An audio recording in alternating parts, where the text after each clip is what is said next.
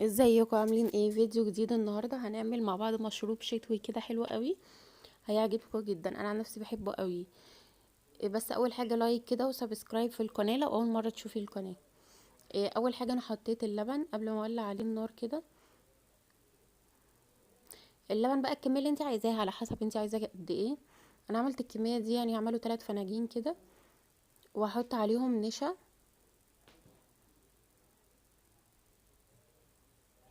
حطيت 3 معالق زي ما انتم شايفين كده، مش مليانين قوي، 3 حلوين كده. وهقلبها على البارد الاول، وبعد كده هولع عليها النار.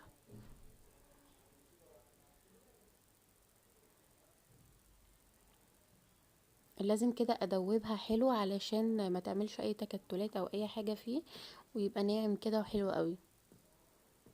الهوت شوكليت ده بجد جميل جدا، يعني لما تجربيه خلاص بقى مش هتشربيه من بره تاني اصلا. نفس بتاع الكافيهات بالظبط. كاكاو، انا استخدمت كاكاو خام دريم. حطيت 4 معالق.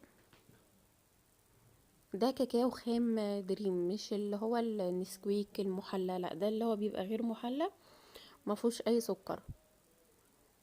بتعملي بقى السكر اللي انت عايزاه، وانا بحب كاكاو خام بشربه حتى في الكاكاو العادي. عشان من غير سكر، لان انا بشرب كل حاجه من غير سكر. فده اللي حلو فيه يعني عن النسكويك. لو بتحبي الحاجات سكر خفيف هيعجبك اكتر من النسكويك. وبتحطي بقى السكر زي ما انت عايزه.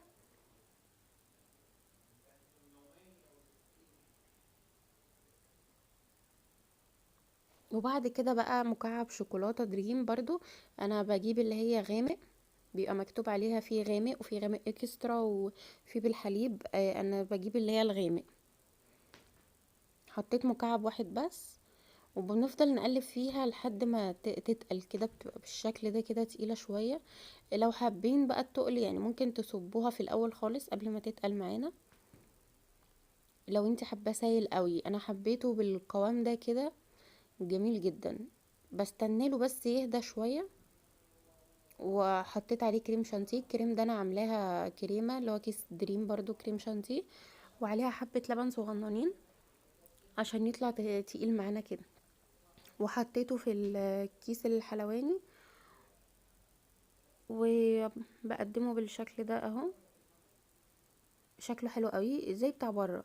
عايزه بقى تحطي عليه كريمه مارشميلو. انا حطيت كريمه كده، ورحت عامله فوقيها صوص شوكولاته، اللي هي الصوصات دي اللي بتتباع جاهزه، ده اسمه ماجيك. طعمه حلو. بحطه كده بشكل عشوائي فوق الكريمه. حابه بقى تحطي مارشميلو، كريمه بس، شوفي اللي انتي بتحبيه ايه. زي بتاع بره، مش هتفرقيه عن بره. جميل جدا بجد، هيعجبكم.